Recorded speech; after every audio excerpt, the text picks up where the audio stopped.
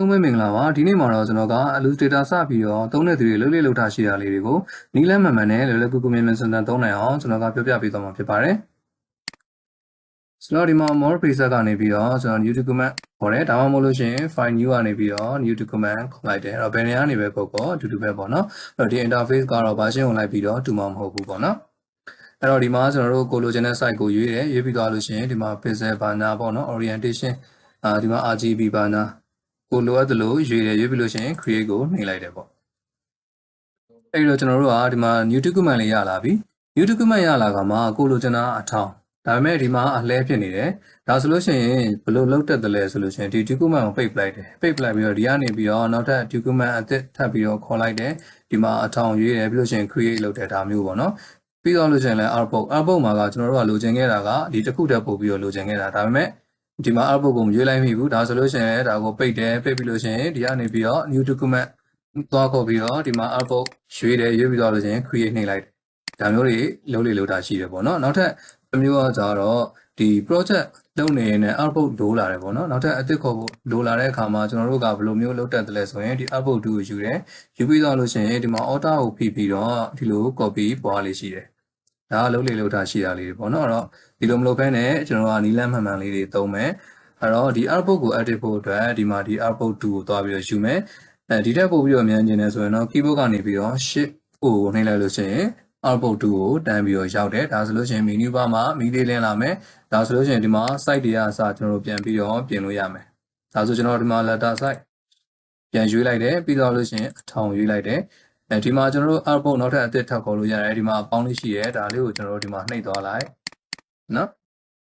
်ဒီမှာသူက output အသစ်ခေါ်ရင်ဒီလိုအတန်းလိုက်ကြီးပေးမှာဆိုတော့ကျွန်တော်ကသူ့ကိုပြန်စီဖို့လိုတယ်ပြန်စီဖို့လိုတာဆိုတော့ဒီမှာ rearrange all ဆိုတာရှိရဲဒါကိုနှိပ်လိုက်မယ်ဒီမှာကိုကြိုက်တဲ့ layout ပုံစံလေးတွေကိုရွေးပေးမယ်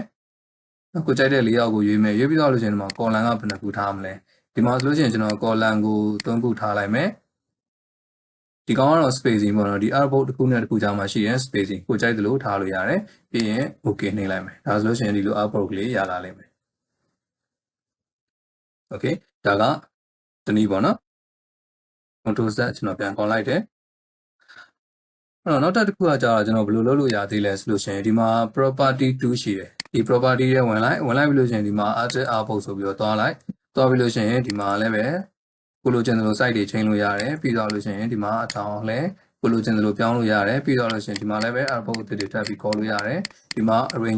arrangement စီလို့ရတယ် layout ကိုကြိုက်တယ်လို့ရှိရင်ဒီတကကျွန်တော်က column ကိုနှစ်ခုလို့ပေးလိုက်မယ်ဒီမှာ okay နှိပ်လိုက်မယ်ဒါဆို output တွေရလာလိမ့်မယ်ဒီနည်းလည်းရှိမယ်ဒီ property ကဒီမှာပေါ်မနေဘူးဆိုလို့ရှိရင်ကျွန်တော် window တွေကနေပြီးတော့ property ဆိုပြီးတော့သွားပြီးတော့ခေါ်လို့ရတယ်အတူတူပဲเนาะအဲ့တော့ဒီမှာ control Z ကျွန်တော်ပြန်ခေါ်လိုက်မယ် output တစ်ခုတည်းကျန်တဲ့အထိအဲ့တော့နောက်ပြီးတော့ဒီမှာ window တွေကနေပြီးတော့ output ဆိုတာရှိသေးတယ်ဒီမှာ output ဆိုတာရှိတယ်ဒါဆိုလို့ရှိရင်ဒီလိုပေါက်ကလေးကြာလာလိမ့်မယ်ဒီမှာ output တွေကျွန်တော်တို့အသစ်ထပ်ပြီးတော့ခေါ်လို့ရတယ်ဒီမှာပြီးတော့လို့ရှိရင်ဒီမှာဒီ layout နှိပ်လိုက်column တော့ဒီမှာ layout ရွေးပေါ့နော် layout ရွေးမယ်ဒီမှာ column ကကိုကြိုက်တယ်လို့ရွေးပြီးတော့လို့ရှိရင်ဒီမှာ okay နှိပ်လိုက်ဒါဆိုလို့ရှိရင်ဒီလိုမျိုးလေးပေါ်လာလိမ့်မယ်အဲ့တော့ကျွန်တော်ဒီမှာနောက်ထပ်ပြီးတော့ပြောပြပေးမယ်နောက်ထပ်တစ်ခုကအသုံးဝင်တာလေးပေါ့နော်ဒီမှာကျွန်တော်တို့ကစာရရိုက်တယ်ဆိုပါစို့ဒါမှမဟုတ်လို့ရှိရင်လည်းဒီမှာစာမရယ်မဟုတ်ဘူးเนาะတခုခုဒီ shape ပဲဖြစ်ဖြစ်ပါပဲဖြစ်ဖြစ်သုံးလို့ရတယ်ဒီမှာကျွန်တော်ကလောလောဆယ်တော့စာရိုက်ပြမယ်ပေါ့နော်ပြီးရင်ဒါကဒီ title ပဲဆိုပါစို့เนาะ title အနေထားနဲ့ရိုက်ပြမယ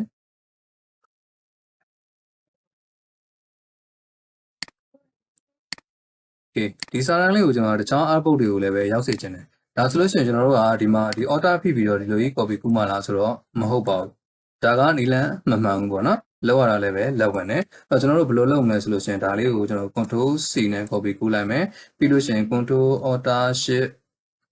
V ဆိုပြီးတော့နှိပ်ချလိုက်မယ်ဒါဆိုလို့ရှိရင် output တွေအကုန်လုံးမှာနေရာမှန်မှန်လေးနဲ့သူကရောက်သွားမှာပဲဖြစ်တယ်ပေးရမယ်နော်အဲ့တော့ဒီမှာစာရည်တွေမဟုတ်ဘူးဒီ shape တွေဘာညာပေါ့နော်သူရှိမှရှိတာတွေအကုန်လုံးကို copy ကုလို့ရတယ် control C control alt shift V